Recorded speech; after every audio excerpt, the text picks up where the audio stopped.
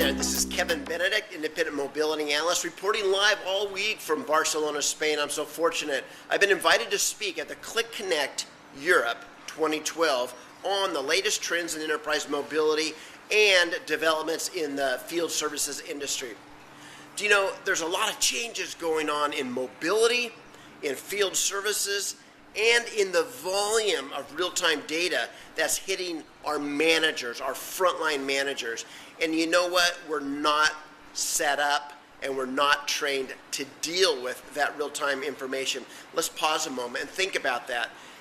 We've been trained to look at monthly numbers, perhaps quarterly numbers, yearly numbers, and that's how we've been conditioned to look at information and to make and adjust changes to our business plan. Today, things are different. Data is coming in massive volumes from our people on mobile devices, from our vehicles through GPS tracking, from our equipment in our manufacturing environments through M2M, machine-to-machine wireless feeds from our equipment that tell us when things need fixed, the hours of operation, when they need maintained, all of that kind of stuff.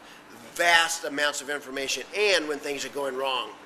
A lot of us now have set up real-time key performance indicators, so we know when somebody's having a challenge out there in the field. We know that because of the real-time data feeds. You know, real-time data feeds are something new that comes along with mobile devices.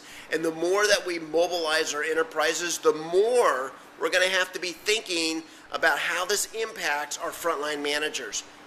Do you know the military recognized years ago that vast amounts of information are going to paralyze people in the field unless they are trained to deal with vast quantities of real-time information?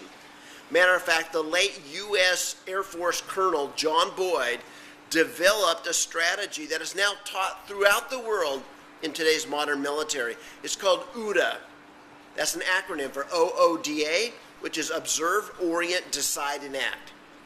They said we need a simple formula, a technique if you would, to help us think through difficult challenges in real-time environments. Observe what's going on, orient yourself so you understand what it means to you, decide what to do and act on it. But very quickly go back to the beginning and observe what happened to your actions.